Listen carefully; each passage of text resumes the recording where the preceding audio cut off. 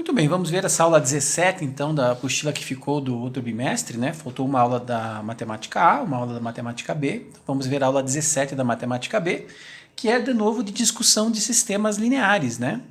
Aqui eu quero analisar os parâmetros, nesse caso, do número 1, a letra K. Qual o valor de K para que o sistema seja possível e determinado, possível e indeterminado ou impossível? Muito bem, como está em função desse parâmetro K, na hora de montar o determinante principal, o D, ele vai ficar assim, ó. 1, K, 3 e 6. Tudo bem? Vou fazer o seguinte, eu vou igualar a zero esse determinante para descobrir qual é o valor de K que zera ele, tá? Então, 6 vezes 1 é 6, menos 3 vezes K, 3K, igual a zero. Ou 6 igual a 3K. Ou ainda, 6 divididos por 3 igual a K. Portanto, o K vale 2. O que quer dizer esse K igual a 2? Que se eu substituir no lugar desse K o valor de K por 2, o determinante vai dar zero.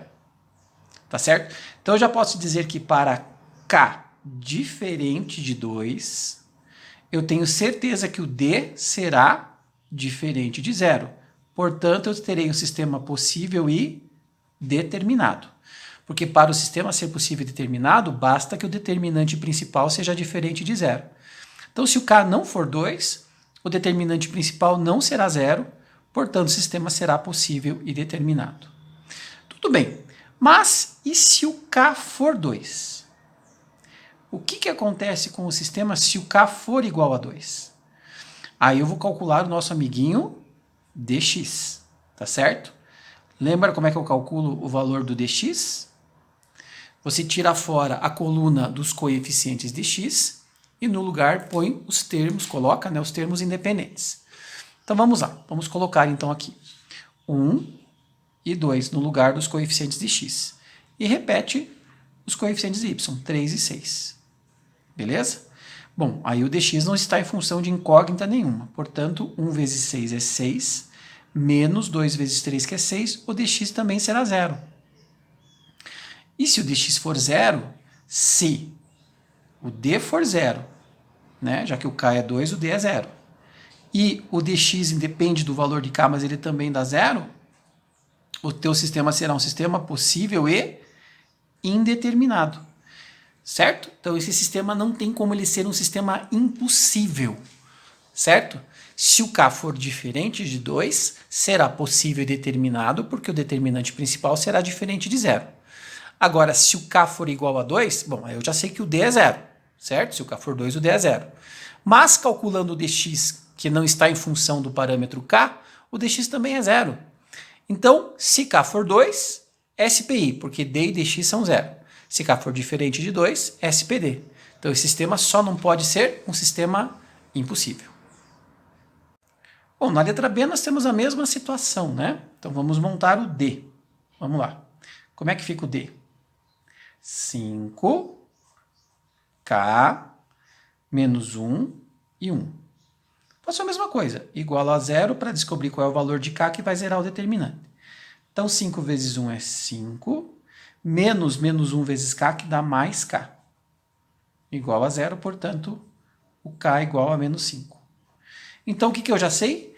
Que se o K for diferente de menos 5, o determinante principal será diferente de zero e, portanto, o meu sistema será possível e determinado. Tá certo? Agora, o que acontece nesse caso se o K for igual a menos 5? Bom, como é que vai ficar o dx nesse caso? Você vai pegar o determinante principal, vai tirar fora a coluna dos coeficientes de x e colocar os termos independentes no lugar, 3 e 1, tá certo? Aqui continua sendo menos 1 e 1.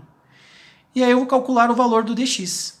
O dx vai ficar quanto? 3 vezes 1 é 3, menos 1 vezes 1 dá mais 1, que vai dar 4. Ou seja, o dx não depende de k e o dx é diferente de zero. Então, se o k for menos 5, o meu sistema vai ser um sistema impossível. Por quê? Porque se o k for menos 5, o d dá zero, mas o dx não. Quando o d dá zero, né? Se o k for igual a menos 5, o d é zero. e o dx é diferente de zero, o meu sistema é um sistema automaticamente impossível. Então, nesse caso, esse sistema não pode ser nunca possível e indeterminado. Ele será sempre um sistema impossível. Tá bom? Agora, nesse exercício número 2 aqui, veja bem, esse sistema, nós chamamos ele de sistema homogêneo. SH, vou colocar aqui, sistema homogêneo. O que é um sistema homogêneo? É um sistema onde em todas as equações o termo independente das incógnitas é zero. Eu podia até dizer que no segundo membro vai ter zero, mas às vezes ele coloca um número sozinho aqui no primeiro membro para disfarçar, né? Veja, tem um termo em x, tem um termo em y, tem um termo em z, mas não tem o termo independente de nenhuma incógnita, um número sozinho em nenhuma das três equações. Esse número é zero. Então, quando isso acontece, o sistema é chamado de sistema homogêneo. O sistema homogêneo, ele nunca será um sistema impossível. Certo? O sistema homogêneo sempre será ou possível e determinado ou possível e indeterminado. Então, para isto, basta avaliar o valor do D, que é formado aqui por quais? Por qual determinante? Como o sistema já está preparado, né? Então, eu coloco os coeficientes do x aqui, os coeficientes do y e os coeficientes do z. Certo? Bom, eu vou resolver usando a regra de Sarros, né? Então, repete aqui as duas primeiras colunas. Tá certo? E eu vou igualar a zero, porque eu quero descobrir qual é o valor de P que vai zerar esse determinante. E ao saber disso, eu já vou saber quando que ele é possível e determinado, então quando que ele é possível e indeterminado, já que esse sistema nunca será um sistema impossível, né? Então vamos lá. O determinante vai ficar assim. 1 vezes P vezes menos 2. Menos 2P. 3 vezes P vezes 5. Mais 15P. Menos 2 vezes 3 dá menos 6. Menos 6 vezes 8 dá menos 48. Agora aqui. Menos 2 vezes 5 vezes P dá menos 10P. Troca de sinal. Mais 10P. 1 vezes P vezes 8 dá 8P. Troca de sinal. Menos 8P. E menos 2 vezes 3 é menos 6. Menos 6 vezes 3 é menos 18. Troca de sinal. Mais 18. Certo? Então, menos 2P mais 15P é 13P. 13P mais 2P aqui, né? Dá 15P. 15P. Menos 48 com mais 18 dá menos 30. Então, se eu pegar esse menos 48 mais 8 que dá menos 30 e jogar para o segundo membro, dá igual a 30. Portanto, o P vai ser 30 dividido por 15 e o P, portanto, será igual a 2. O que significa isso? Significa que se o P for igual a 2, o D é igual a 0. E como esse sistema não pode ser impossível, ele será um sistema possível e indeterminado. Agora, se o P for diferente de 2, o D será diferente de 0. E o sistema será possível e determinado. Então, o sistema homogêneo nunca será um sistema impossível. Sempre será um sistema possível e determinado ou possível e indeterminado. Nesse caso, tá, eu estou analisando a questão para o parâmetro P. Tudo bem? Basta analisar o parâmetro P. Ainda no sistema homogêneo, sempre que você tem num sistema uma solução única, no caso do sistema homogêneo, a solução única nós dizemos que é a solução chamada trivial. Tá? Vou escrever aqui, ó, solução trivial. Né, que é esse caso aqui, certo? Que é x0, y0 e z0. O sistema possível indeterminado admite outras soluções além da trivial. Mas se o sistema for homogêneo, tá certo? Ele admite, no caso dele ser um sistema possível e determinado, uma solução única que é chamada de trivial, 0, 0 e 0. Se ele for possível e indeterminado, ele admite outras soluções além da trivial. Esse nome trivial, x0, y0, z0, é dado quando o sistema é homogêneo. Tudo bem? Beleza? Tranquilo? Último exemplo. Nesse exercício número 3 aqui da apostila, eu tenho a seguinte situação. Eu tenho um sistema que tem 3 incógnitas e 2 equações. Quando o sistema tem 3 incógnitas e 2 equações, o que acontece com esse tipo de sistema? Ele pode ser um sistema possível e indeterminado, ou ele pode ser um sistema impossível, tá certo? Não pode ser possível e determinado, porque falta uma equação. Para a gente analisar a questão dos sistemas lineares em termos de vestibular, sempre o número de equações é igual ao número de incógnitas. Mas se acontecer uma situação esporádica como essa, a gente tem que analisar com um pouco mais de cuidado.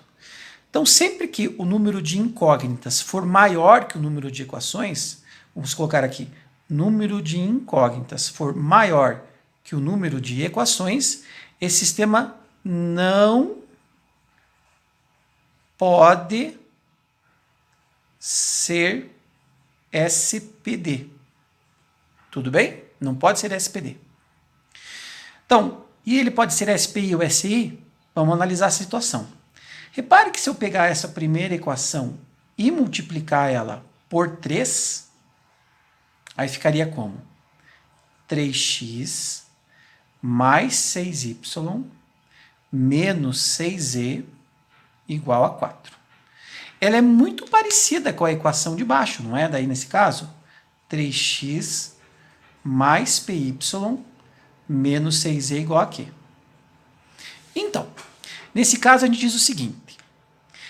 Se essas equações forem iguais, na verdade, ou seja, se o p for igual a 6 e o q for igual a 4, essas equações, na verdade, representam a mesma equação. E aí o meu sistema é um sistema chamado possível e indeterminado. Tá certo? Agora, se o p for igual a 6 e o q for diferente de 4, aí o meu sistema é chamado sistema impossível. Porque não tem como duas contas envolvendo incógnitas elevado a 1, com os mesmos coeficientes, darem resultados diferentes. Então, o sistema seria aí um sistema chamado impossível. Agora, se o p for diferente de 6, aí as duas equações são diferentes. E aí não importa o quê. E a gente coloca assim, para todo, esse A de ponta cabeça quer dizer para todo Q pertencente a R, o meu sistema será possível e indeterminado. Tudo bem? Então, é uma análise um pouco diferente. Por quê? Porque falta uma equação nesse caso, né? Esse sistema não pode ser possível e determinado. Ele só será possível e indeterminado ou impossível. Eu multipliquei a primeira equação por 3, porque eu comparei as duas e verifiquei que os coeficientes de x e de z ficam iguais. Bom, se os coeficientes de y e o termo independente forem iguais, então o sistema é uma única equação, o sistema possível e determinado. Se o coeficiente do y for igual também, mas o que não for igual, tipo for diferente de 4, nesse caso, o sistema é chamado impossível, tá? Agora, se o p for diferente de 6, aí as duas equações são diferentes já. E aí o sistema que tem um número de equações menor que o número de incógnitas é sempre possível e indeterminado. Então, uma análise um pouco diferente que você vai fazer nesse tipo de exercício, ok? Bom, na apostila de vocês, lá na página 21, ainda tem o exercício número 4. Você tem que fazer uma interpretação para montar a equação. Na verdade, é só uma resolução. Você tem que saber como resolver aquele exercício. Tenta fazer que depois eu coloco para vocês as respostas na página do Classroom, tá bom? Bons estudos, galera. Se tiverem alguma dúvida também sobre algum exercício do caderno de exercício, também podem perguntar, fiquem à vontade. Na semana que vem a gente começa, então, a nova apostila, né, a partir das aulas 18. Um abraço.